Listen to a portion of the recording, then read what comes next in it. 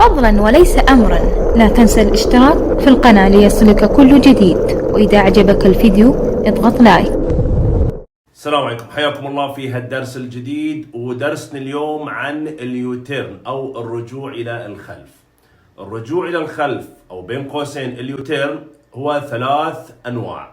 النوع الأول مثل ما تشوفون في هالصورة وهو اليوتيرن المفتوح، اللي يكون مقابل فتحة اليوتيرن يكون في منفذ أو مخرج أو شارع بالاتجاه الثاني.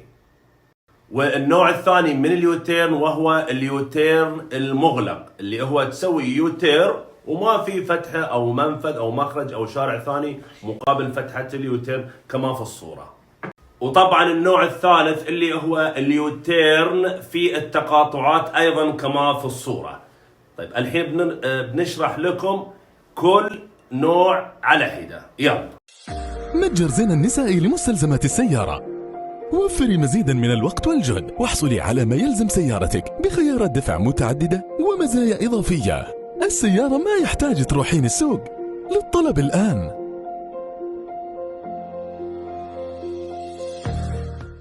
هنا بشرح لكم اليوتيرن المفتوح. ومثل ما قلت اليوتيرن المفتوح هو إذا كانت فتحة اليوتيرن مقابلها مخرج، شارع، تقاطع، نافذ، فرع، شو ما بتسمونه، فذي يسمونه اليوتيرن المفتوح. طيب الآن هذه السيارة بتسوي عملية اليوتيرن. أوكي، إذا سويتي اليوتيرن طبعا لاحظ هنا عندنا مسارين، الشارع ذا مسارين، فإذا كان مسارين بعد اليوتيرن يلي سويت اليوتيرن تقوم تاخذ أقصى اليمين حتى تترك هالشارع حق اللي جايين يسرعون، وانت تاخذ أقصى اليمين. هذا بالنسبة حق اليوتيرن المفتوح اللي مسارين. أوكي، خلنا نوريكم الحين اللي 3 مسارات. وهذا عندنا 3 مسارات. بعد ما نسوي اليوتيرن وقلنا هذا عندنا 3 مسارات. إذا كان 3 مسارات بعد الالتفاف ناخذ المسار الأوسط، نترك المسار الأول ونترك المسار الأخير وناخذ المسار الأوسط. أوكي، خلصنا الحين اليوتيرن المفتوح. وهذا الآن نشرح لكم اليوتيرن المغلق. اليوتيرن المغلق قلنا اللي هو ما يكون في شارع أو منفذ مقابل فتحة اليوتيرن. طيب بالنسبة حق اليوتيرن المغلق في نقطة، إذا كان هالشارع مسارين أو 3 مسارات في كل الأحوال بعد الالتفاف تاخذ أقصى اليمين. تاخذ وين؟ أقصى اليمين، سواء كان مسارين أو 3 مسارات. هنا ما في فتحة، ما في شيء ممكن تخاف من أن السيارة تجي، فأنت تاخذ بعد اليوتيرن المسار الأيمن. جدا سهل. وهذا اليوتيرن الثالث أو النوع الثالث اللي هو اليوتيرن في التقاطع. اليوتيرن في التقاطع كما ما تشوفون مثل في السهم، هذا طبعا تقاطع رايح وهذا جاي بينهم رصيف، وهنا في إشارة مثلا إشارة. سواء كان الشارع مسارين أو 3 مسارات، في كل الأحوال بعد الالتفاف بعد ما تسوي اليوتيرن تاخذ أقصى اليمين. أقصى إيش؟ اليمين، وليس الأوسط وليس اليسار. هذا بالنسبة حق التقاطع، عفوا هذا بالنسبة حق اليوتيرن اللي في التقاطع.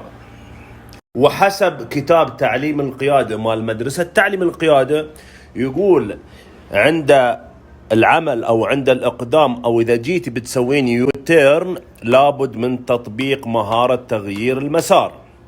طيب شنو هي مهارة تغيير المسار؟ اللي درسوا في مدرسة تعليم القيادة خذوها، خلونا نشرحها في الفيديو التالي حق اللي ما خذوها.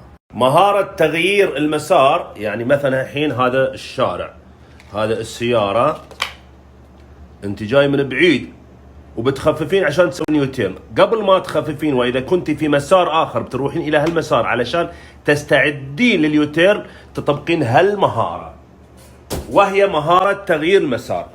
قبل ما تنتقلين، قبل كل شيء انت في المسار الاوسط او الاقصى اليمين في اي مسار، المهم قبل ما تاخذين المسار اللي اقصى اليسار علشان تسوين يوتيرن، يجب عليك ان تطبقين هالمهارة، مهارة تغيير المسار. متعارف وتتداول عند المدربات باللغة الإنجليزية مهارة MSSSM، يعني M المراية الوسطى، S إعطاء الإشارة، S المرايات الجانبية، S النظر كتف، M المراية الوسطى. خلنا أشرح لكم إياها. هذا مثل ما تشوفون قدامكم مهارة تغيير المسار. مهارة تغيير المسار هو إجراء أو خطوات نسويها إذا جينا بنغير مسارنا كما تشوفون. أول شيء نبدأ بالمراية الوسط. قبل ما تقترب من بعيد، قبل ما تغير مسارك، تطالع في المراية الوسط اللي قبالك انت في السواق، تتأكد من إتاحة الطريق، ثم تعطي إشارة.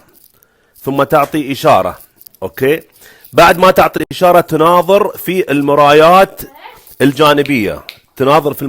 الجانبية، ثم تنظر نظرة كتف مثل تسليمة الصلاة. شوفوا على يسار الفيديو أنا حطيت لكم صورة ما هي نظرة الكتف. ثم المراية الوسطية تناظرها مرة أخرى. يعني هالإجراءات ذي أو هالخطوات تسويها ثم تبدأ تغير مسارك. القصد من ذي كله أنك تتأكد بأن طريقك متاح. تسوقين سيارة؟ أنصحك في حساب مهتم جدا في قيادة المرأة للسيارة. دروس، أخبار، معلومات. سناب مصطفى لايف.